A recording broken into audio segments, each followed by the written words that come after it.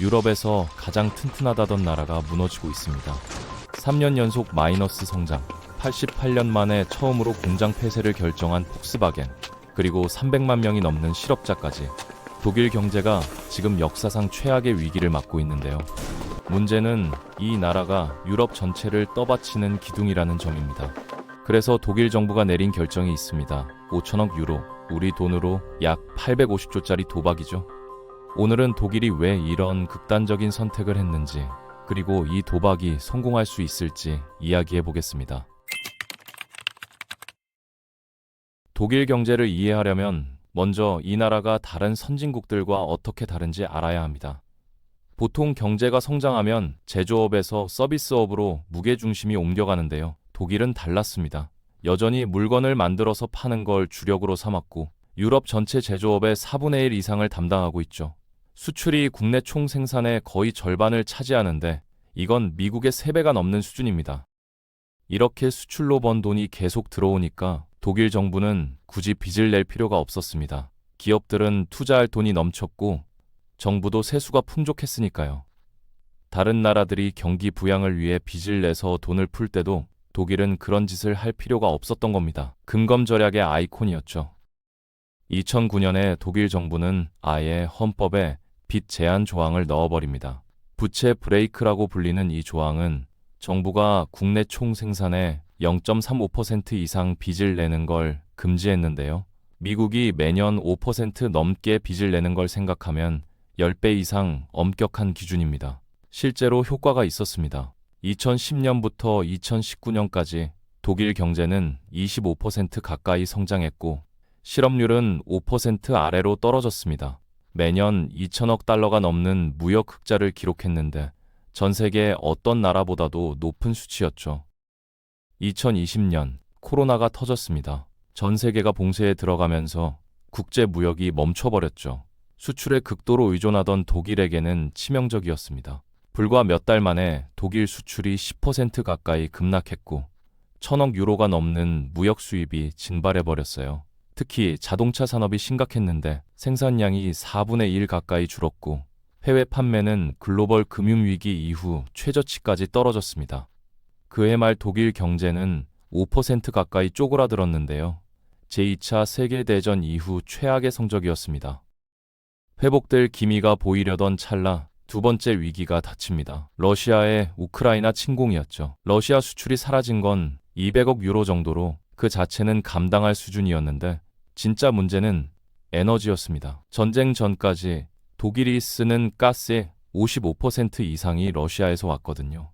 이 가스가 철강 공장과 화학 플랜트, 자동차 공장을 돌리는 연료였는데 전쟁이 터지자 수입이 90% 넘게 급감했습니다. 전기 요금은 단 몇 달 만에 35% 가까이 폭등했고요. 공장들이 멈추기 시작했습니다. 수요가 없어서가 아니라 기계를 돌릴 돈이 없어서였죠. 독일 경제는 서서히 침체에 빠져들었고 2024년 말까지 국내 총 생산이 2천억 달러 넘게 줄어들었습니다. 이게 얼마나 큰 돈이냐면 독일 전체 의료 예산을 6번 채우고도 남는 금액입니다. 지금 독일은 3년 연속 마이너스 성장이라는 전례 없는 상황에 놓여 있습니다. 보통 이런 상황이 오면 정부가 대규모 지출을 해서 경기를 띄우는 게 정석입니다. 그러나 독일은 이걸 할 수가 없었습니다. 헌법에 박아놓은 부채 브레이크 때문이었죠. 실업자가 수십 년 만에 처음으로 300만 명을 넘어도 정부는 손이 묶여 있었습니다. 설상가상으로 미국이 독일산 제품에 15% 관세를 물리겠다고 했습니다. 전문가들은 이 관세만으로도 200억 유로 이상의 경제적 손실이 발생할 거라고 예측했죠. 동시에 트럼프 대통령은 국방비를 국내 총생산 대비 5%까지 올리라고 압박했고요. 막다른 골목에 몰린 독일 정부는 결국 상상도 못할 결정을 내립니다. 위험천만한 도박을 선택한 거죠. 2025년 3월 독일은 자국의 가장 신성한 원칙이었던 부채 브레이크를 부숴버렸습니다. 그리고 역사상 가장 큰 규모의 재정 지출 패키지를 발표합니다. 5천억 유로, 우리 돈으로 약 850조 원에 달하는 규모였죠. 문제는 이 도박이 시장만 설득하면 되는 선택이 아니라는 점입니다. 수십 년간 균형 재정을 자랑해온 나라가 이런 결정을 내렸다는 건 단순한 정책 변화가 아니었어요. 독일이라는 국가가 스스로를 정의해온 방식 자체를 부정한 선택이었습니다. 붕괴를 막기 위한 최후의 도박이었던 거죠. 만약 이 투자가 성과를 내지 못한다면 독일 정부는 경기 침체보다 더 큰 문제에 직면할 수도 있습니다. 정책 하나의 실패가 아니라 정책 전반, 나아가 정부 판단 자체에 대한 신뢰 붕괴를 감당해야 할 수도 있는 것입니다.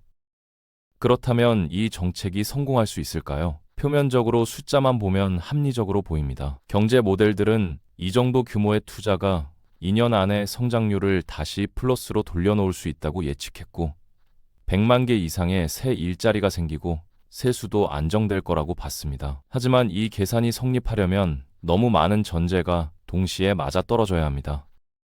논리는 이렇습니다. 단기적으로 인프라와 친환경 에너지, 산업 투자에 대규모 지출을 하면 성장이 시작되고 그렇게 늘어난 세수로 나중에 빚을 갚으면 된다는 거죠. 게다가 독일은 수십 년간 빚을 거의 안 냈기 때문에 선진국 중에서도 국내 총생산 대비 부채 비율이 가장 낮은 축에 속합니다. 몇 천억 유로 정도 더 빌려도 큰 문제가 안 될 거라는 계산이었습니다. 그런데 독일에는 다른 나라에 없는 특수한 리스크가 있습니다. 유럽 전체가 독일을 마지막 보루로 삼고 있다는 점이죠. 이탈리아나 스페인, 그리스 같은 나라들이 재정 위기에 빠지면 투자자들이 국채를 팔고 금리가 치솟는데요. 과거에 매번 독일이 뒤에서 자금을 대며 위기를 막았습니다.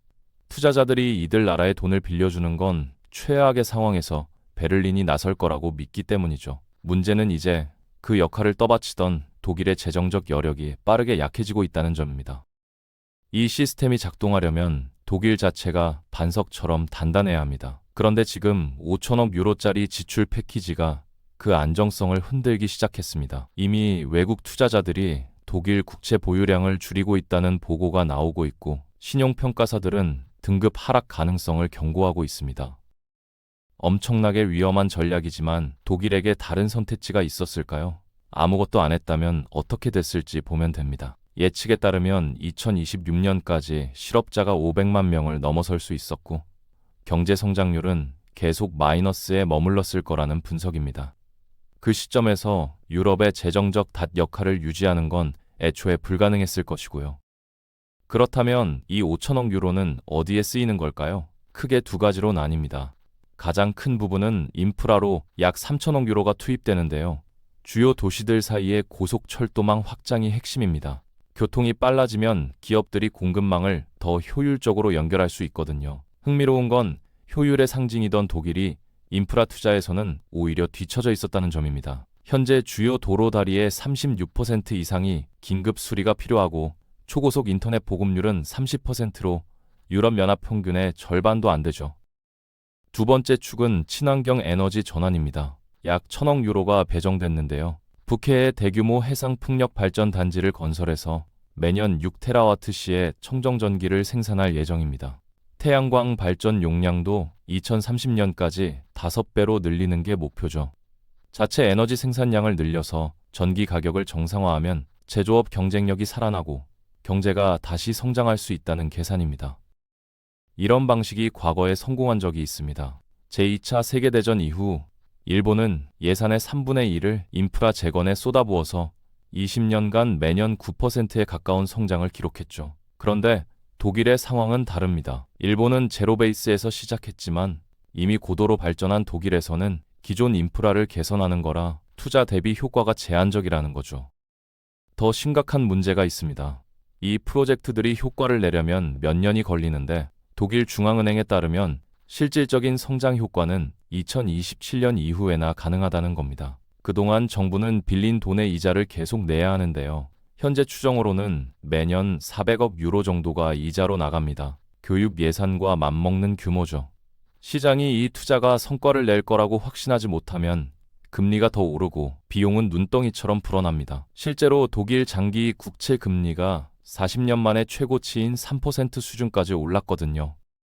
결국 이 도박은 타이밍 싸움입니다. 정부가 제 시간에 프로젝트를 완성해서 생산성을 높이고 시장을 안심시키면 독일 경제를 침체에서 끌어낼 수 있지만 지연되거나 예산이 불어나면 재앙이 될 수도 있죠. 이건 단순한 지출 패키지가 아닙니다. 독일 경제가 작동하는 방식 자체를 바꾸는 거니까요.